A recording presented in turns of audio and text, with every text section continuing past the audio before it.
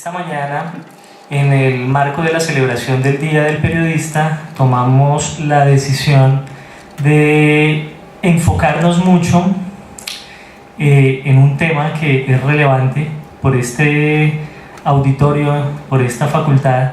Cada celebración del Día del Periodista abordamos temas que son relevantes para el ejercicio profesional, para la formación de comunicadores, de periodistas.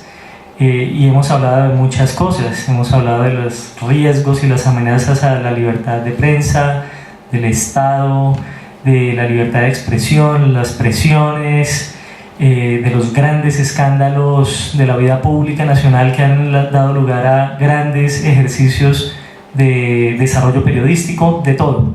Y entonces son muchos los elementos que nos convocaron y que nos hicieron enfocarnos en tratar de entender este escenario en el que nos estamos moviendo.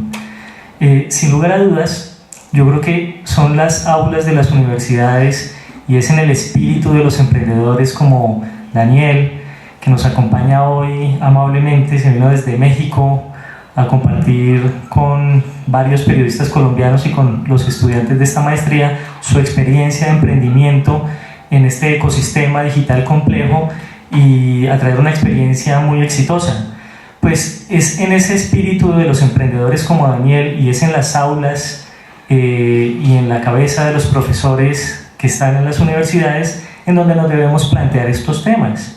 Y es en una maestría como la de Periodismo y Comunicación Digital que hoy inaugura su sexta cohorte, en donde se deben hacer las preguntas que nos van a permitir entender mejor un poco el escenario en el que nos correspondió vivir nuestra profesión.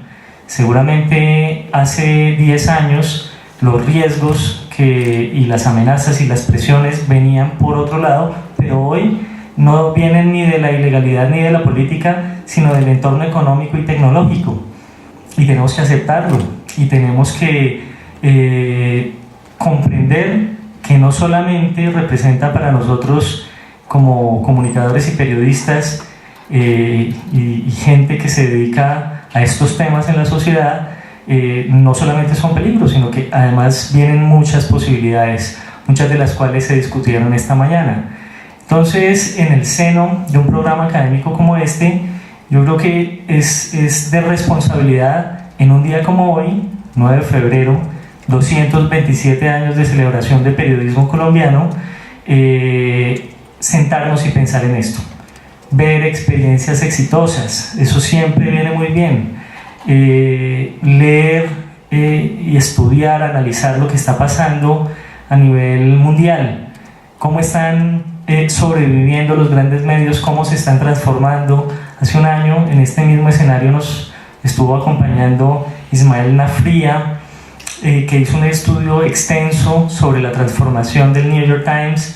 Yo creo que y de allí derivó 10 recomendaciones prácticas para sobrevivir a la transformación digital, y yo creo que lo escuchamos con atención y aprendimos y comprendimos poco más cómo se está dando este proceso. De hace un año a hoy los temas han cambiado, seguimos reinventándonos. Esta mañana una periodista del Tiempo de Bogotá mencionaba una idea así como esta, así en la medida en que ella cubre tecnología y le trata de explicar a la sociedad los grandes cambios tecnológicos que vienen con dispositivos, equipos y demás, al mismo tiempo a ella le toca reinventarse todos los días porque en su empresa están probando inteligencias artificiales que pueden generar textos y conversaciones con las audiencias. Entonces, ¿cuál es el valor agregado de ella y para dónde va la política de generación de contenidos de ese medio? Y todos tenemos que estar allí instalados y sacar ventaja de ello. Una de las conclusiones que se planteaba de las jornadas de trabajo de la mañana justamente era eso. Este es un momento de cambios y en los cambios siempre hay oportunidades.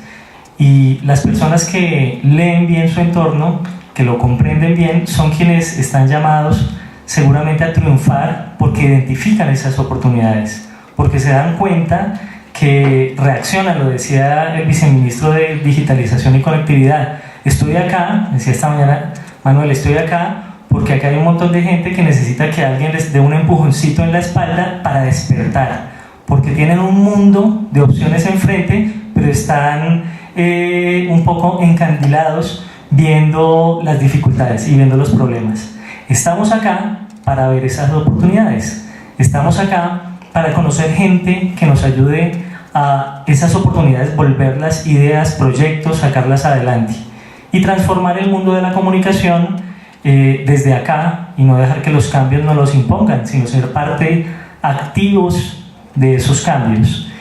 Creo que somos afortunados todos por estar ejerciendo nuestra profesión y por estar formándonos en un sitio en donde se pueden dar estas discusiones con tranquilidad, con cabeza fría, con argumentos, con invitados, con ejemplos, con casos exitosos. Y yo creo que en estas condiciones la responsabilidad es mucha. En estas condiciones no solamente venimos a aprender, sino que adquirimos un compromiso. Y el compromiso es llegar a ese entorno profesional exigente, azaroso, y empezar a dinamizar los cambios con una mirada de optimismo, con una mirada en la que todos estamos convencidos que como profesionales y como país y como sector y como segmento de la economía vamos a tener cosas importantes que decir y vamos a tener aportes relevantes que hacer. A todos los estudiantes que inician esta sexta cohorte, mi más calurosa bienvenida. Por favor, siéntanse en su casa. Este campus es un sitio estupendo, es un campus muy bonito, muy cómodo. Entonces, ojalá lo puedan disfrutar muchos días a la semana.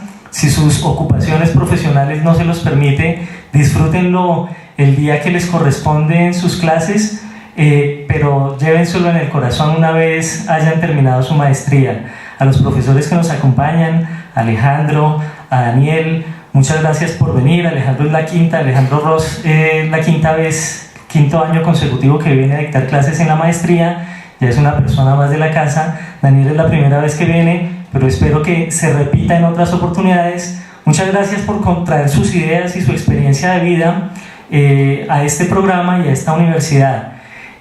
Para Liliana, como directora del programa, un agradecimiento enorme, porque 6 cohortes creciendo, madurando, fortaleciendo el programa, tienen un mérito muy relevante, y yo creo que la facultad lo reconoce y la facultad lo admira mucho en ella. A todos, muchas gracias por estar aquí esta tarde y bienvenidos a esta sexta cohorte. Buenas tardes.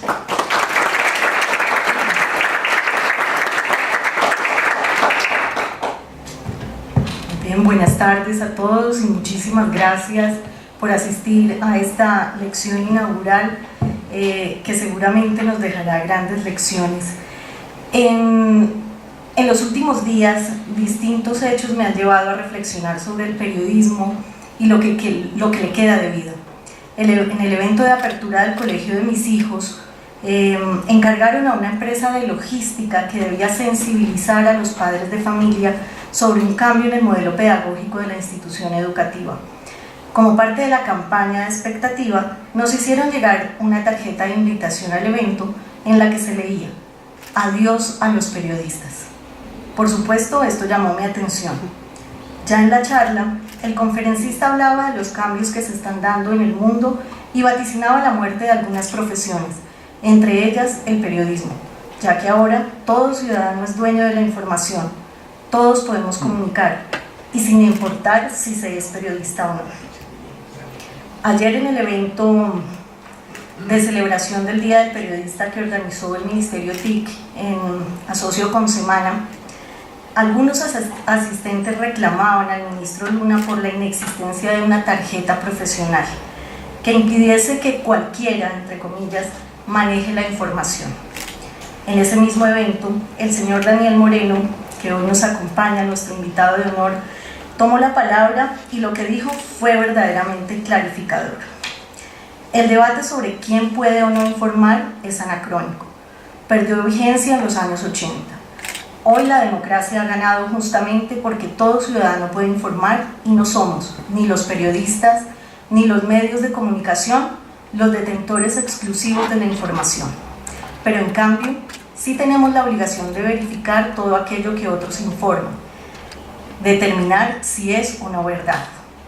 Nuestra función como periodistas hoy es hacer bien lo que se nos ha enseñado desde tiempo atrás, pero que a veces dejamos de lado: contrastar fuentes, corroborar la información y de esa manera decirle a la sociedad entera cuándo los hechos son verdaderos, engañosos o abiertamente falsos.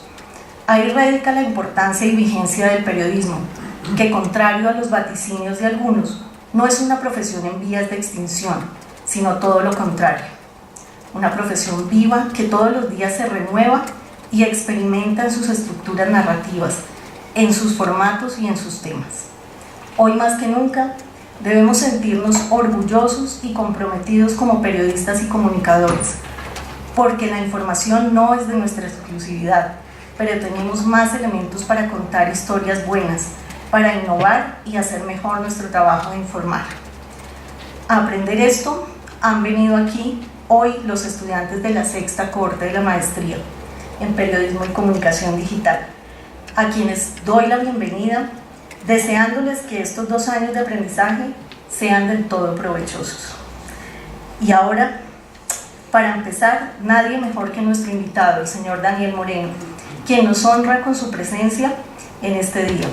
Como fundador y director de Animal Político, ha logrado posicionar a este medio digital como uno de los más visitados en México y lo ha hecho trabajando temas profundos y difíciles como la corrupción, la violencia y los derechos humanos. De una manera profunda y amena, se ha ganado la confianza de sus lectores. Aprender de su experiencia será sin duda una gran lección. Bienvenido. Tercero, conferencia Retos del Periodismo Digital. ¿Hacia dónde va el nuevo periodismo? A cargo del señor Daniel Moreno Chávez, director fundador del medio digital Animal Político de México. Daniel Moreno Chávez nació en la Ciudad de México el 14 de julio de 1964.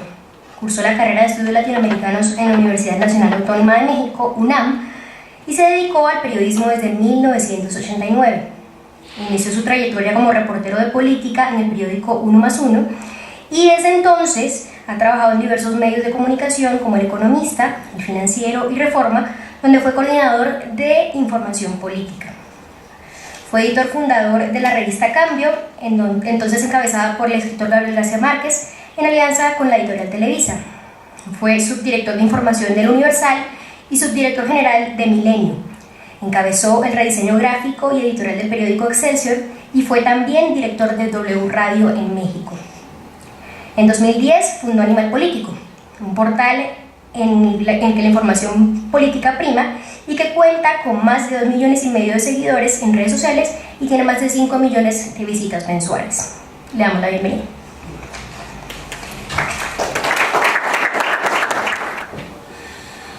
Es una descortesía decir el año en que nací, ¿eh? Sí, o sea, vi varias caras de ¿qué onda? Nació en 1800, ¿qué? Pero bueno, vamos a suponer que ese va a ser un argumento para decir que el periodismo digital no es cosa solo de jóvenes. También habemos algunos maduritos, pues, que podemos hablar del tema. Y bueno, de verdad, primero que nada les agradezco mucho la posibilidad de venir. A mí me interesa porque una maestría en comunicación digital, en periodismo y comunicación digital, va a abrirles la puerta a ustedes para que en los próximos 2 años hablen de temas que sin duda son fundamentales. Inteligencia artificial seguro va a ser importante. Generación de contenidos con esta inteligencia artificial sin duda son importantes. Van a hablar de tecnología, de formatos y van a ser temas, insisto, indispensables para el trabajo periodístico, ya no en el futuro sino en el presente. Sin embargo, a mí lo que me interesa mucho, pensando en eso, es insistir en que el periodismo digital no es, creo yo, un tema de tecnología, de aplicaciones, de programación únicamente. Que el periodismo digital tiene la obligación de trascender esto y no quedarse en la idea de que es el mismo periodismo, pero simplemente hecho en una nueva plataforma. Que nosotros tenemos, creo, la posibilidad e incluso la obligación de repensar por qué es un nuevo periodismo y hacia eso quisiera dirigirme. Planteo muy de entrada y muy rápidamente algunos temas generales, porque seguramente ustedes se han enfrentado en más de una ocasión al comentario de alguien diciendo: Internet es un caos, hay páginas de todo, hay gente que sin ser periodista hace periodismo y escribe barbaridades, no hay verificación. No tienen ni idea de cuántos periodistas de mi generación están convencidos de que Internet es algo así como el cementerio del periodismo, y ahora además me entero que hay gente dañando a alumnos de primarias y secundarias diciéndoles algo parecido. Te dicen además que las redes sociales son una especie de callejón oscuro y que el periodismo de investigación prácticamente no tiene cabida en el mundo digital. Peor, te dicen cosas como, oye, pero de todos modos, aunque hagas un gran periodismo digital, pues la mitad de tu país no tiene internet. Entonces, estás sacando de entrada a la mitad de la gente del mundo de la información que tú puedas generar. Y te dicen, pues, de la brecha digital. O te hablan de esto que mencionaba Liliana sobre el periodismo ciudadano. A mí, la verdad, me parece una ociosidad debatir si existe o no el periodismo ciudadano. Y me parece una ociosidad porque si nos vamos a los clásicos y recordamos cómo definía Mark Twain al periodismo, no sé si les tocó ya escuchar esa anécdota, si no se las van a contar a alguien, porque es muy socorrida. La primera redacción a la que entró Mark Twain, siendo un muchacho de 18 años, le preguntó a su jefe: oiga, ¿y qué es periodismo? Él entraba a trabajar en una publicación, en una revista, y no tenía, por supuesto, ninguna idea de lo que era periodismo. A los 18 le preguntó: ¿qué es periodismo? Y su jefe le dijo: sal a la calle, mira lo que pasa y cuéntalo en el menor número de palabras. Esa es la definición más clásica de periodismo. Hoy esa definición en realidad se llama cuenta de Twitter. El menor número de palabras son 280 caracteres. Es exactamente lo mismo. Por eso creo pues que registrar un hecho informativo en tus redes sociales, siendo o no periodista, te hace un, digámosle así, oficiante de la información, sin necesidad pues de que tengas una credencial. Por eso me parece un debate ocioso, como ya comentaba sin duda Liliana. También te vas a encontrar el comentario de: bueno, pero es que hacer periodismo en internet es una locura porque los jóvenes no leen. Yo soy un convencido de lo contrario. Yo creo que estas generaciones leen más de lo que han leído cualquier otra generación. Sin embargo, pues simplemente estamos hablando de una manera diferente de leer y nada más. Y ante eso te vas a enfrentar una y otra vez de comentarios, porque los periodistas, insisto, sobre todo los de mi generación, vivimos en la nostalgia del impreso. Es que hacer una revista o hacer un periódico, se los digo porque yo he tenido la fortuna de ser editor de revistas y de periódico, es una maravilla. Hacer una gran portada de una revista es un privilegio. Sin embargo, es ineludible recordar estos números que todos conocen con mayor o menor precisión. De un lado está el porcentaje de población, en este caso en Estados Unidos, pero ya es algo que se extendió a muchos más países. Entonces, del lado naranja, cantidad de población; del lado morado, lectores de periódicos. La gráfica es muy clara. Entre más grande es la persona, más periódicos lee, pero en términos poblacionales es más pequeño. Nos puede parecer bien o mal, eso es absolutamente irrelevante. Esa es la realidad de nuestro mercado. Y siempre es importante subrayarlo, porque con frecuencia la nostalgia de seguir haciendo periódicos marca el trabajo cotidiano de más de un periodista, cuando, insisto, el mercado lo que te está diciendo es: estás condenado a morir. Oye, dentro de 10 años, no sé, quizá en 10 o en 20 o en 40, pero es importante recordar: la única certeza que tenemos en el mundo digital es que mañana va a haber más lectores que ayer. No sé en qué formato, no sé en qué plataforma, pero va a haber más. Y en cambio, en el mundo impreso, la única certeza que tienen es que mañana va a haber menos lectores que hoy. Esa, insisto, es una realidad con la que siempre tendremos que trabajar. Y uno dice: oye, pero los periódicos están muriendo, ¿por qué? Y hay muchas razones, y por supuesto no pretendo meterme en esas honduras que siempre son complejas, pero para mí hay un tema que es fundamental. Hay una funcionaria de Google que para mí lo resumió de una manera francamente clara. A los medios los va a matar el aburrimiento. Es decir, los periódicos se han olvidado de que el lector tiene el legítimo derecho de buscar no solo información, sino entretenimiento. Entretenimiento entendido no como algo peyorativo, porque no tiene por qué serlo, sino información dura, profunda, reveladora, pero que al mismo tiempo le llame la atención. Y eso los periódicos lo han olvidado y las revistas también. Entonces, la caída de los medios tradicionales pues tiene que ver con muchas razones, pero una primera que me importa subrayar es el aburrimiento. Los medios son aburridos. Pero no solo eso, sino además, en América Latina particularmente nos tendríamos que preguntar si los medios hemos cumplido con la función de informar. Y yo soy un convencido de que no. En cualquier encuesta de confiabilidad de las instituciones en América Latina vemos que los medios de comunicación ocupan pobres lugares de credibilidad y de reconocimiento. Los medios hemos estado aliados, y lo digo como sistema de medios en general, hemos estado aliados con el poder y con la clase política, no con el ciudadano. Hemos hecho periodismo para la clase política y no para el ciudadano. Y esa es una marca del periodismo en América Latina. Ahora, por la oportunidad de platicar evidentemente sobre el modelo colombiano, bueno, ustedes saben, sin meternos en honduras de criticar al medio fulano o mengano, pero lo cierto es que es algo por lo menos interesante que los medios más influyentes de este país están dirigidos por familias que al mismo tiempo ocupan el poder político. Es una cosa por lo menos curiosa, interesante. El Tiempo, Semana, RCN, hombre, es algo que no se ve en muchos países de América Latina. Pero en otros países, aun cuando no haya esta cercanía, por decirlo de alguna forma, a medios y clase política, sí hay una cercanía con esta clase política por otros motivos, incluso tan simples como los modelos de negocio. En México, cada año, el presidente de la República gasta $500 millones en publicidad. Hombre, tener un medio de comunicación puede ser un gran negocio, pero al mismo tiempo, cualquiera entenderá que si recibe cantidades que se cuentan por decenas de millones de dólares, tus márgenes de libertad de expresión son muy estrechos.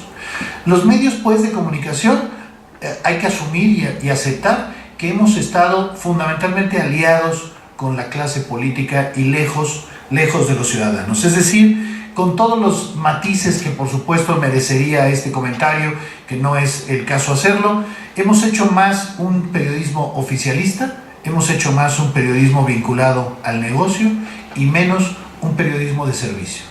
Es decir, la caída de los impresos en América Latina no solo es un formato distinto, no solo es que la gente ya no compra el papel, también es cierto que el consumidor está saturado de periodismo oficialista. Periodismo oficialista que además se puede marcar o definir con 2 o 3 frases, insisto, con todos los matices que se quieran. En el caso, por ejemplo, de Argentina, platicaba con Alejandro, durante la gestión de Cristina Fernández, los 2 principales medios fueron durísimos opositores. Con la gestión de Macri, pues el diario El Clarín es el aliado más importante de Macri. Bueno, es una agenda solo centrada en la política, una agenda pues vinculada con el gobierno, una agenda que se dedica fundamentalmente a transcribir lo que dice la clase política. Es además medios que han tenido una pobre penetración en el mercado porque presumen de ser los grandes medios de comunicación, a pesar de que, por ejemplo, en el caso mexicano, un gran periódico presume tirar 70,000 ejemplares cuando estamos en un país de 120 millones de habitantes. Un periódico que manda a estados con poblaciones superiores a los 3 millones de personas apenas 200 ejemplares. Esas son las muestras pues del periodismo que hemos hecho en América Latina. Por eso mismo pues estoy convencido de que hablamos de medios distantes del lector, y esos son factores que sin duda explican en parte cómo la gente ha ido abandonando en América Latina los viejos formatos periodísticos y buscando otros formatos, no solo porque le gusten más, sino porque además pueden responder más a sus necesidades informativas. Lo menciono en gráficos, en este caso mexicanos, pero que sin duda pueden extenderse a más lugares. La gente, finalmente, en el caso de los periódicos, hay una clarísima baja en su penetración y una creciente influencia de otro tipo de espacios. Pero sobre todo me importa subrayar que siempre salen primero familia y amigos. Y lo menciono porque en este caso familia y amigos han ido siendo sustituidos por redes sociales. Es decir, las redes sociales son nuestras nuevas familias y amigos que nos cuentan lo que van pasando, y por eso la importancia de las redes sociales pues en cómo informarnos de lo que pasa. Resumo, el lector está cansado de los viejos formatos, hartos de los mismos contenidos y saturado de un periodismo que no piensa en ellos y no los escucha. La brecha digital existe, pero es una brecha que, como decíamos, va a ir cerrándose. Hoy lo que vemos es que Internet compite de una manera particularmente intensa ya con la radio, y por supuesto ahora va por la televisión abierta.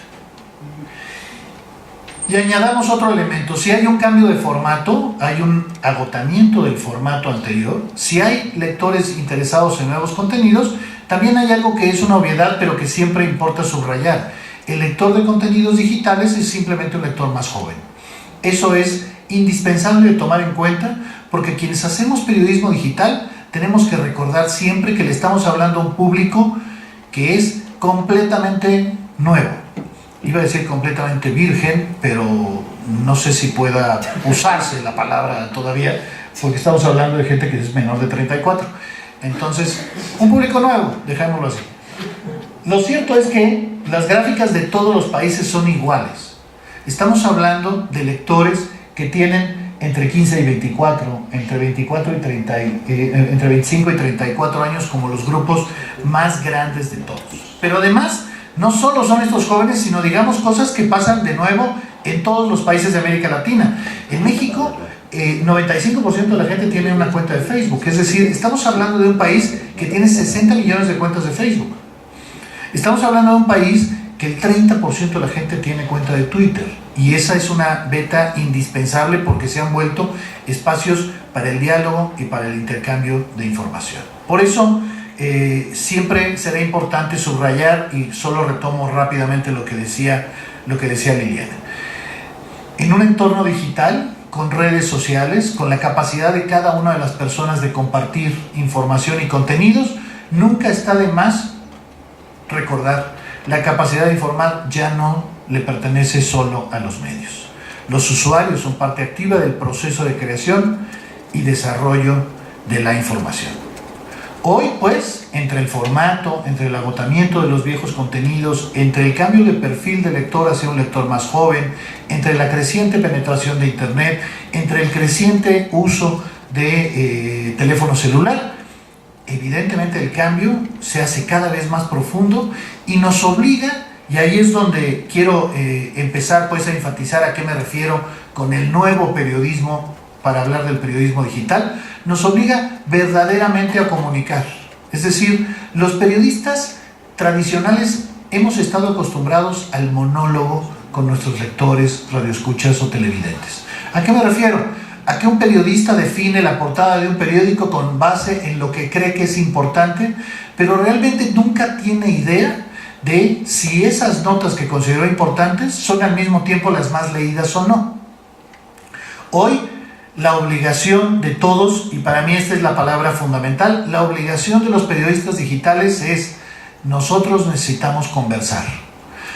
Conversar significa tomar en cuenta a los lectores. Conversar significa ponerse horizontal a dialogar con tus lectores y no desde la posición vertical que tradicionalmente teníamos.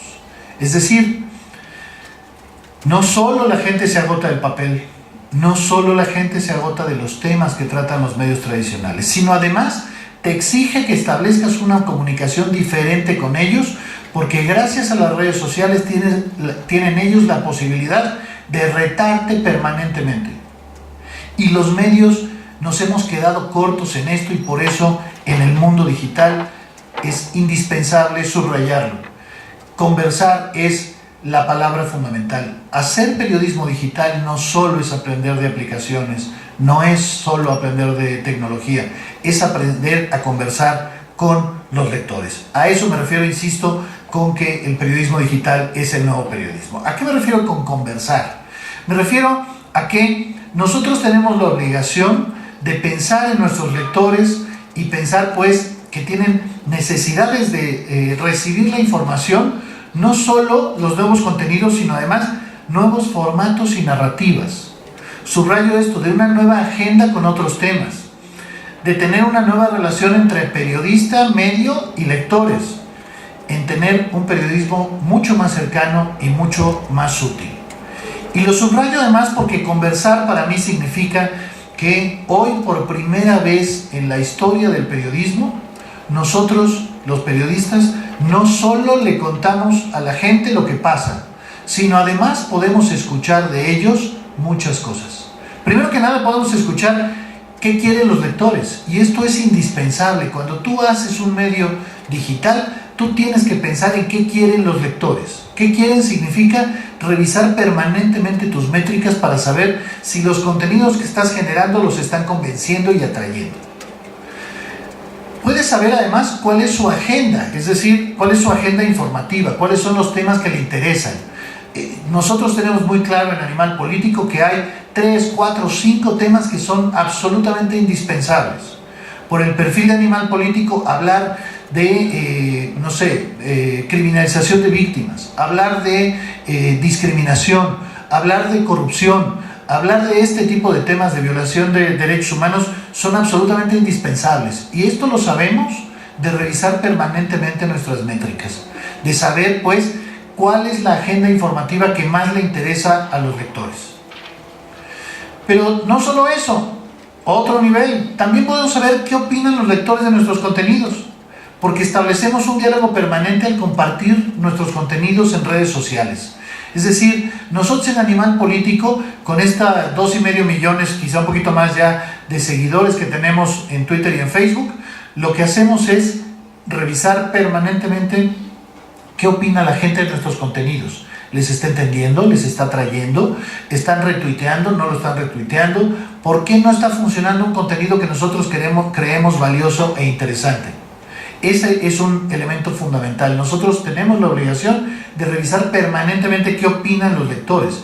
Y finalmente yo lo subrayo en qué saben los lectores, porque quiero decir con esto que podemos hacer de nuestros lectores nuestra fuente de información. Todos los días, absolutamente todos los días, sin excepción, algún lector de Animal Político nos da una sugerencia, un tip, una propuesta informativa que llega vía redes sociales y vía correo. Evidentemente no se trata de reproducir acríticamente esa información, pero sí de utilizarla como fuente informativa para poder profundizar en un tema que es pertinente. Todo esto es algo que un lector que un periodista de medios tradicionales no tiene idea. Un periodista puede estar feliz teniendo la nota principal de un periódico, pero no tiene idea de si el lector está del otro lado, de si le explicó correctamente las cosas, de si la nota se entendió a cabalidad y de si simplemente se leyó o no. Los periodistas digitales sí tenemos pues esa ventaja. Es decir, generaciones de editores han tenido que adivinar qué quieren los lectores. Hoy nosotros tenemos la posibilidad de saber si estos vaticinios son correctos o no, y esta diferencia es capital. Resumo. Por si necesitan hacer preguntas. ¿Por si quiero moverme? No, por si necesitan hacer preguntas. O sea que ya me estás diciendo que termine. No. En absoluto. Estoy feliz de que comas. Ahorita se los pasamos. ¿Qué quiero decir con esto? Pues que es indispensable entender que el periodismo digital es un periodismo que obliga a cada uno de los reporteros, a cada uno de los editores a pensar en función de qué quieren sus lectores. Es decir, a qué lee, a qué horas, cómo se entera, cuánto tiempo le dedica a esta información. Porque toda esta información será indispensable para la nueva propuesta informativa del día siguiente. Es decir, a partir de que tú analices y revises permanentemente los datos, tú podrás relanzar al día siguiente una información ya con una perspectiva distinta, sabiendo pues qué es lo que quiere la gente, a qué horas lo va a consumir y demás. Esto es información pues que puede ser útil, que yo considero no solo útil sino además indispensable para el trabajo cotidiano. Hoy tenemos la posibilidad de tener la información de cuáles son las notas más leídas, de cuáles son las más virales, cuáles son las más comentadas, cuáles son las más útiles, es decir, las que consulta la gente, incluso aunque no sea una publicación del día, sino que regresa a ella dentro de 2 semanas o dentro de un mes, porque es información que le sigue siendo útil. Esa información es capital para que tú definas tus contenidos, para que tú converses con los lectores.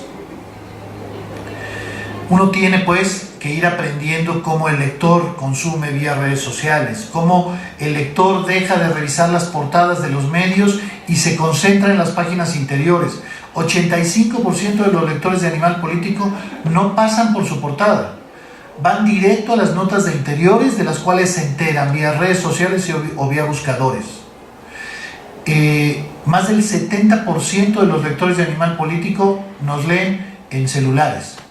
Esta tendencia ha cambiado en 3 años de una manera francamente notable. Hace apenas 3 años la proporción era 2-1, al revés, es decir, 2 lectores de computadora por 1 de celular. Ahora se ha invertido la ecuación e incluso ya vamos en 70%.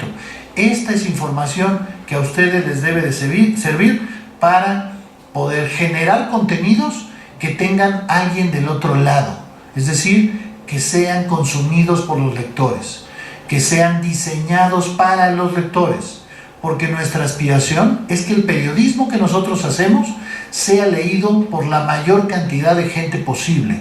Este no es solo un tema de modelo de negocios, esto es un tema de vocación periodística. Nosotros trabajamos para los lectores, hagamos todo lo necesario para que esos lectores se enteren de lo que nosotros les estamos dando. Y solo podemos lograrlo si finalmente entendemos la lógica de consumo de los lectores. Los temas que les interesan, los formatos que les interesan, los plazos, los tiempos, los minutos que le dedican a cada cosa, porque eso termina siendo indispensable. A esto me refiero pues con conversar. Conversar es escuchar lo que nos dicen los datos de los lectores, pero incluso los lectores mismos a través de las redes sociales. Y esto irá cambiando, yo estoy convencido, paulatinamente el periodismo que estamos o que queremos hacer. Si logramos combinar nuestra vocación periodística en el entendido de que aspiramos a hacer un periodismo que sirva a los lectores y que les sirva principalmente a estos lectores latinoamericanos que hoy más que nunca necesitan buen periodismo, si entendemos el periodismo como el documentar, el revelar todo aquello que nos indigna, que debería de ser, creo yo, el motor fundamental del periodismo que hacemos, si creemos en ese periodismo, tenemos que aspirar a que lo lea la mayor cantidad de gente.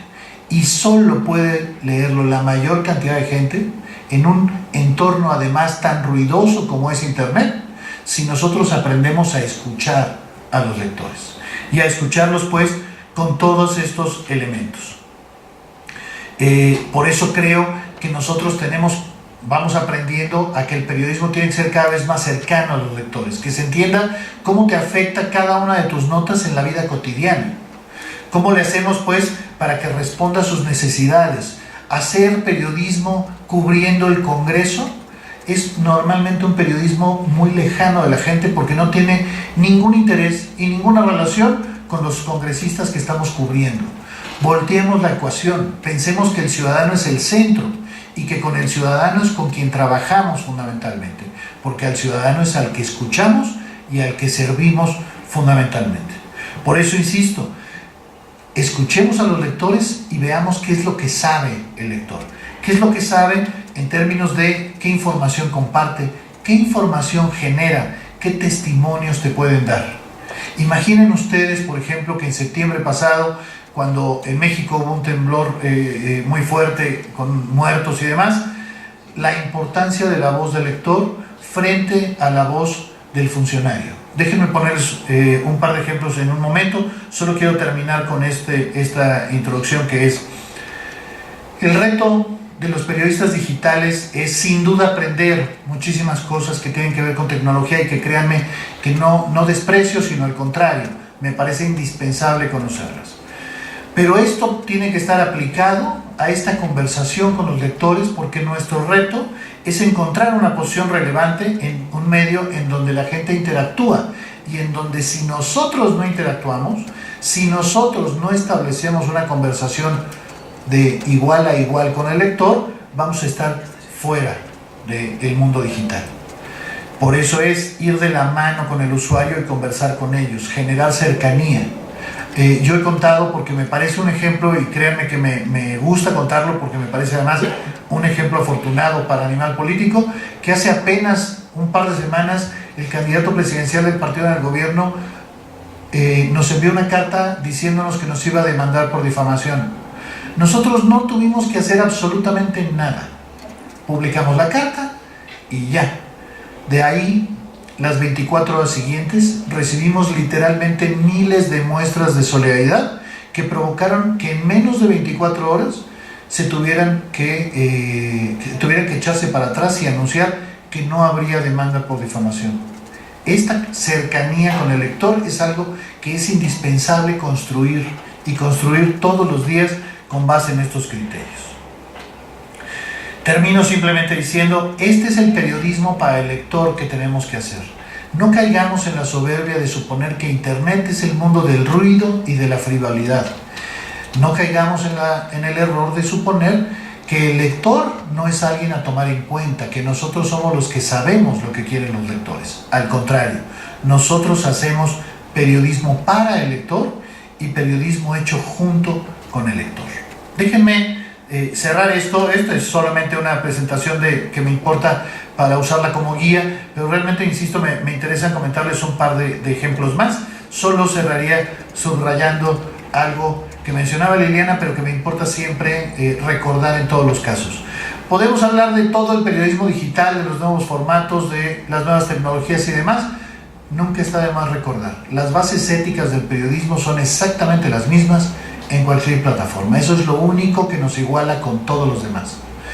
Lo menciono porque Internet es particularmente el espacio despreciado por la ética desde la perspectiva de más de uno. Es decir, el lector luego no confía en lo que lee en el mundo digital porque piensa que Internet es sinónimo de frivolidad. Siempre está de más recordar, en términos de ética periodística, que además a mí siempre me gusta decir que venir a Bogotá es venir al país del principal maestro de ética periodística de América Latina, que por supuesto es Javier Darío Restrepo. Bueno, siempre es importante recordar, esas reglas éticas son absolutamente ineludibles. Déjenme, porque además seguro alguien va a hablar ¿y el modelo de negocios? Ya hablamos hace rato del modelo de negocios, ya no hablen del cochino dinero. Solo cierro diciendo, cuando piensen ustedes en lo que es el periodismo digital, recuerden, si en un medio tradicional hay reporteros, editores, fotógrafos, diseñadores y directivos, en el mundo digital ustedes pueden ser prácticamente lo que quieran. Todos ellos son periodistas, todos. El que trabaja multimedia, el que se dedica solo a breaking news, los editores sociales o los community managers, los responsables en desarrollo y fidelidad de las audiencias, cuya labor es absolutamente indispensable, los expertos en datos, los programadores, los que hacen diseños interactivos, los que se preocupan en la experiencia del usuario, los que desarrollan una app, los youtubers, los infógrafos, los new gamers, todos ellos son hoy periodistas, y la gran ventaja es que para todos los gustos hay espacio en el mundo digital. Es decir, para cualquiera de ustedes que diga, a mí no me interesa particularmente la investigación periodística, sino lo que me interesa es entender al usuario, los necesitamos. A mí me interesa la programación, los necesitamos. A mí me interesan los diseños interactivos, los necesitamos. Ahora les voy a enseñar un ejemplo en donde incluso a mí lo que me gusta es hacer cómics, los necesitamos. La gran ventaja del periodismo digital es que todo eso es, hoy por hoy, periodismo. Y por eso siempre importa de mi lado cerrar esta primera parte diciendo los cambios tecnológicos requieren que los periodistas constantemente nos reimaginemos nuestro trabajo. Este listado de tipos de trabajo que hay en las redacciones digitales es un listado siempre provisional, porque todos los días hay una nueva especialidad que vale la pena ver. Reinventemos nuestro trabajo, reimaginemos qué podemos hacer. Todo esto cabe en el periodismo digital, siempre y cuando, creo yo, recordemos dos reglas básicas. Una es, trabajamos para los lectores, por tanto, escuchemos a los lectores. Y segundo, recordemos, la ética en el periodismo es la misma, sin importar la plataforma. Todo este rollo, digo yo,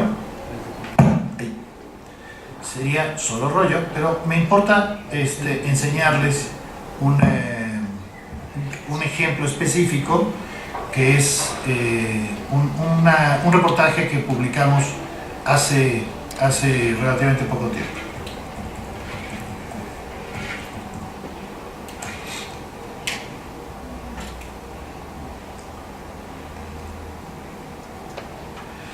En los especiales de Animal Político, en esta pestaña que se llama especiales, están este tipo de trabajos en donde intentamos, en la medida de nuestras posibilidades, porque finalmente somos una redacción pequeña, hacer cosas distintas en términos digitales. Es decir, aplicar el rollazo que me acabo de echar en vida real. ¿Sí? Bueno, este es un ejemplo que me importa subrayar. Este es un reportaje que le llamamos la estafa maestra. Primero que nada es, durante meses, hicimos una investigación sobre un mecanismo de desvío de recursos públicos por parte del gobierno federal. Los reporteros, 3 reporteros asignados para toda esta investigación, terminaron la nota, terminaron la investigación. Obviamente durante su proceso pues hacemos, igual que en cualquier medio, un trabajo muy de equipo para ver metodología de investigación y demás. Pero el tema es, ya tenemos esto. Ok, en un país, como pasa en muchos más de América Latina, hablar de corrupción pues no es nota, porque lo que nos sobran son corruptos. Son todo un producto de exportación, y en México además tenemos picos de producción en los últimos 5 años, particularmente gracias al presidente Enrique Peña Nieto. Entonces, ¿cómo hacer para que esta nota fuera leída? Aquí es donde trabajamos diseñadores, programadores, parte de lo que mencionaba hace un momento, porque lo que hicimos fue desarrollar una estrategia en redes. Para desarrollar una estrategia en redes nosotros hemos probado que generar un hashtag que defina la investigación con términos populares es absolutamente indispensable. Un año antes publicamos una investigación que se llamaba Las Empresas Fantasma, porque son empresas que se usan para desviar recursos, en este caso en un gobierno de un estado, que además, después de que se publicó esa nota, el gobernador terminó en la cárcel. Bueno, primero fue prófugo durante varios meses y ya está en la cárcel. Entonces, hoy el término empresas fantasma es un término patentado, digamos. Ya todo el mundo usa el término empresas fantasma sin necesidad de explicar a qué nos referimos. Bueno, primero, definir estafa maestra. Hicimos una estrategia en redes en donde todos los tweets, todos los posts que íbamos a usar en Twitter, en Facebook y por supuesto las estrategias en Instagram estuvieron definidas de antemano. No hubo un solo tweet que dejamos a la improvisación. Hicimos el hashtag, la estafa maestra, y sobre esa base fue una primera parte que es la estrategia digital. Pero además, lo que hicimos fue cómo íbamos a trabajar la investigación. Bueno, hicimos pues un trabajo que incluyó, por ejemplo, videos, ¿sí? Videos, algunos para redes sociales y otros específicamente para todo lo que es la publicación digital. La verdad no sé si tengamos internet. Sí.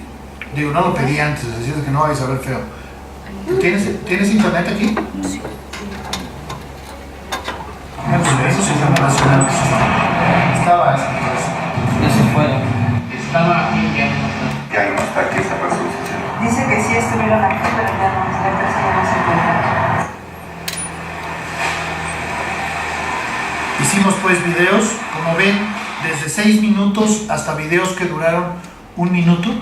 Imaginen lo que es decirle a un reportero que su investigación, que se llevó 10 meses en hacer, la vamos a resumir en un video de 1 minuto. ¿Sí? Bueno, es importante que los reporteros, en este caso los periodistas de la investigación, se vuelven parte de la estrategia, porque lo que ellos tienen que entender es que todos buscamos la manera en que su investigación la conozca el mayor número de gente posible. Entonces también hicimos, por supuesto, gráficos de todos colores y sabores, ¿no? Y luego me importa enseñarles este tipo de contenidos. Hicimos, para decirlo en buen español, dibujitos, ¿sí? Explicado en dibujitos, ¿sí? Hablando de cosas específicas, hicimos numeralias. Es decir, lo que intentamos fue hacer diferentes entradas de lectura para que la gente tuviera la oportunidad de conocer la investigación desde cualquier manera que quisiera. Es decir, desde si quería ver un video corto, largo, amplio, profundo. Estas son las entregas. Aquí pueden ver las 4 partes de la investigación, que son 4 partes largas, muy explicativas, con muchos datos duros y demás. Pueden ver los videos, ¿sí? Videos, además, insisto, de diferentes niveles. Este es el cómic que hicimos, ¿sí? Es un cómic, además, pensado mucho en celular. Este cómic lo puedes descargar o lo puedes ver en tu celular y vas viendo todo el desarrollo de la investigación. A mí me encanta que esos 12 que están ahí abajo son todos los reporteros que participaron y obviamente están felices porque salieron en el dibujito. Eso es parte del trabajo que hacemos, porque nos importa, insisto, subrayar que este tipo de investigaciones queremos que llegue a la mayor cantidad de lectores posible. Y solo podemos llegar a la mayor cantidad de lectores posible si todos estos formatos los aprovechamos para que se lea. Bueno, esto lo que logramos fue que se volviera el tema más leído de todo el 2017.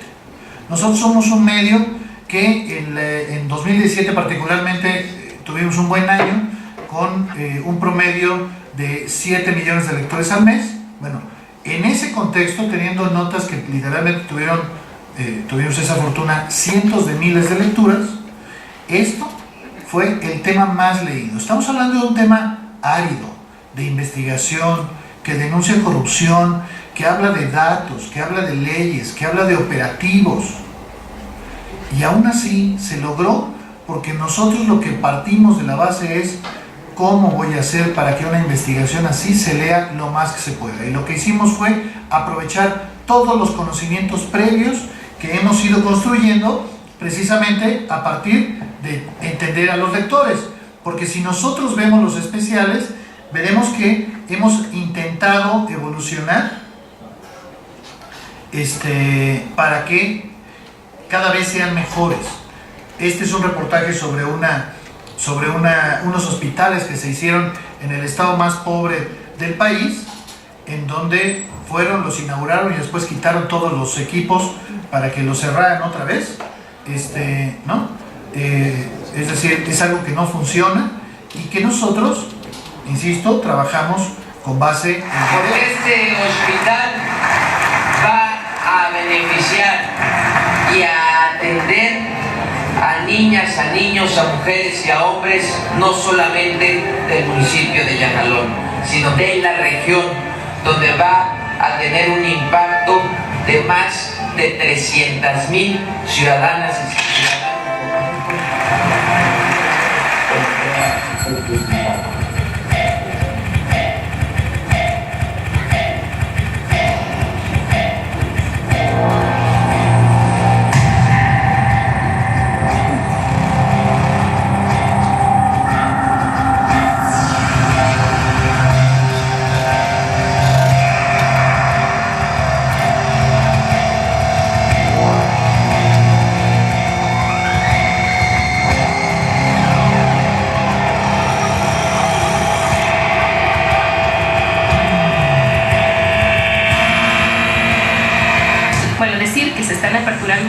hospitales es como una mentira, porque tal vez está ahí el edificio, son edificios blancos en donde no están equipados, porque hasta donde supimos prestan los aparatos de otros hospitales para aparecer en la foto de inauguración como si estuviera equipado.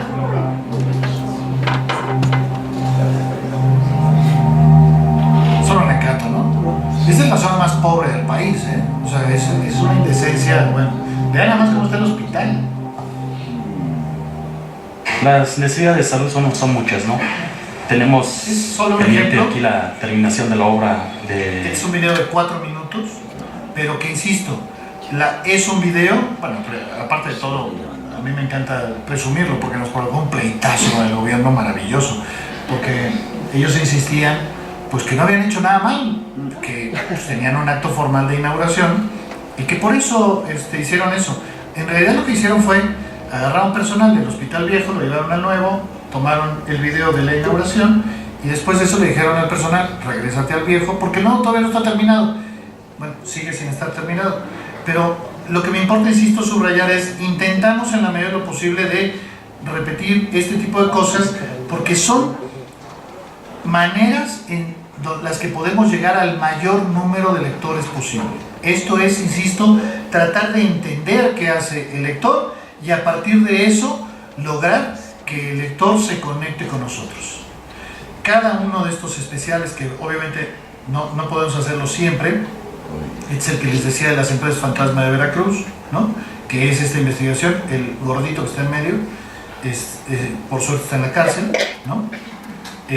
Y tiene videos y demás cosas. Bueno, cada uno de estos trabajos lo que nos permite es ir aprendiendo cómo quiere el lector que le presentemos contenidos duros.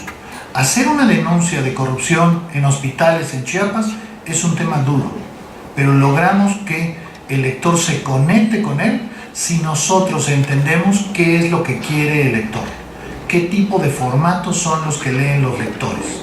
Y por eso nos parece indispensable que en cada uno de estos especiales lo que nosotros terminamos haciendo es contenidos digitales que le den al lector todas las formas posibles de entrarle a la información. Este es un especial con toda esta información. Bueno, son, insisto, especiales que nos importan mucho porque son los especiales que logran una cantidad importante de lectores, no solo por el tema, sino por la presentación, y haciendo que los reporteros entiendan que el trabajo no se termina redactando una nota, que el trabajo se termina haciendo todo lo demás, explicándole, Narcodata es la historia del narcotráfico en México, es pues contenido, es un trabajo sobre lo que es el efecto en la vida cotidiana del narcotráfico, cómo cambia un sistema de vida, y verán ustedes que estamos hablando de contenidos llenos de, en algunos casos de gráficos, en otros casos de videos, otros son reportajes amplios, hay de todo, porque lo que nos importa es decirle a los lectores, yo asumo que mi trabajo es que tú te acerques a mis contenidos, no que yo solo lance el contenido y a ver quién lo lee. No, este es un trabajo indispensable y por eso la insistencia es los diseñadores, los programadores, todos ellos son tan periodistas como cualquiera de los reporteros y todos trabajamos juntos en la elaboración de este tipo de especiales. Cada vez que tenemos uno hay un trabajo en común de todos para ver cómo vamos a lograr que se conecte el mayor número de lectores posible. ¿Sí? Esto es a lo que me refiero, esto es conversar con el lector. La mitad de las historias de aprender a vivir con el narco vinieron de los lectores nos contaron los que pasaban, ¿sí?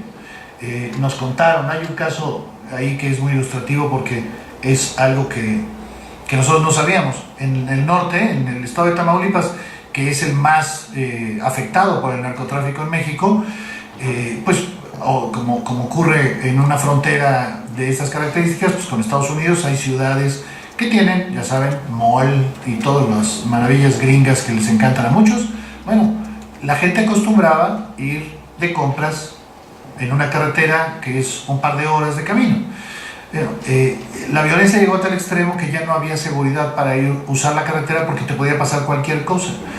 Tuvieron pues que poner horarios específicos de traslado para que patrullas de la Policía Federal acompañen a la gente que va de compras al otro lado. Esto es una historia mínima, sí, pero es una historia que te habla de cómo cambia tu vida cotidiana con el crimen organizado, porque tú ya no te puedes ir a la hora que se te dé la gana. Vas en un convoy vigilado y regresas a las horas que la policía te dice para que no estés en riesgo. Esas historias son importantes contarlas. Esas son historias proporcionadas por los lectores, ¿sí? Esto es a lo que me refiero con conversar con el lector, y creo de veras que con frecuencia los periodistas que entramos en el mundo digital olvidamos que ese quizá es el cambio más importante de todos. No solo el saber programar, el hablar de formatos distintos, no. Es entender que la conversación con los lectores es la gran puerta para que nuestros contenidos los vean cada vez más y más personas. Muchas gracias.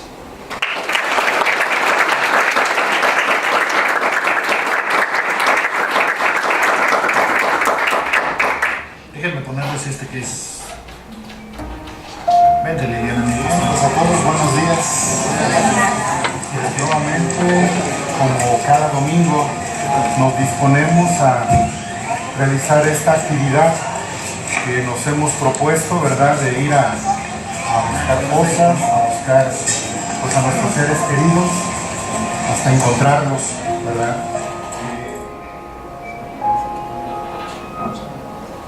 Se ve chiquito, pero espero se alcance a ver. Mi hijo se llama Antonio. El periodista digital. Se llama Antonio Iván Contreras Mata. Cuando desapareció tenía 28 años. Es padre de 3 niños.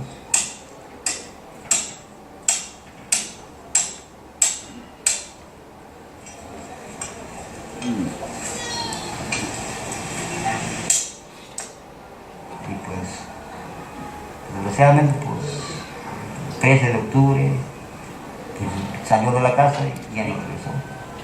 Ya nos supimos de él y hasta la fecha. Yo trabajaba lo que es la marmolería. Y de ahí empezaron a vender los monumentos allá en la sierra. Y yo era el encargado de llevarlos, a colocar y hacer las cosas y todo eso.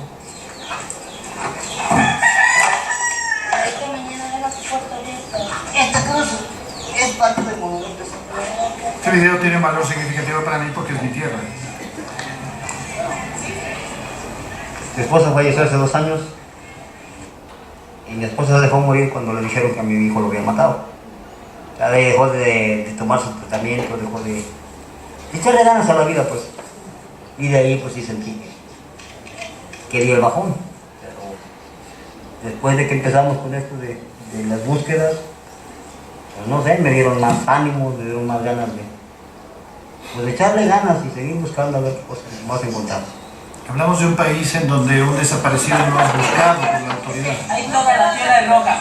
No se ve si escarbaron o no. Lo único que está, la ondita bien marcada de un cuerpo o varios cuerpos.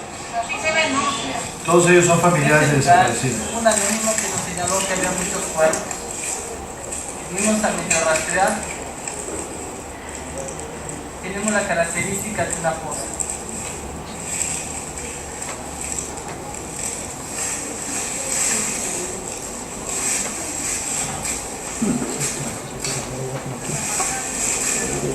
Cuando ya vean un montón de piedras de estas, ya las señalamos nosotros. Pero nos falta buscar bien esta parte, está muy feo, tengan mucho cuidado.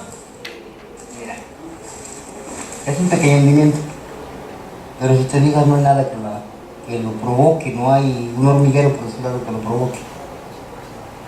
Hay un pequeño hundimiento. Para hacerse daño metemos la varilla y si la varilla se va sin tantas rocas, está la tierra suelta abajo.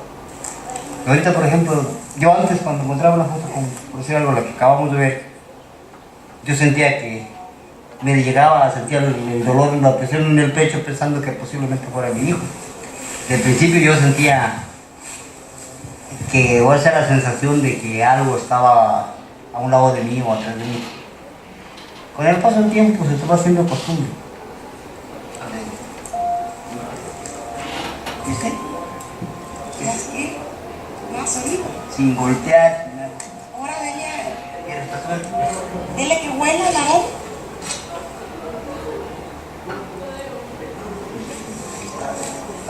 El olorcito. ¿Sí? Ahí hay un muerto. ¿Sí? Ese es el tipo de contenidos al que me refiero. Bueno, pues muchas gracias. Vamos a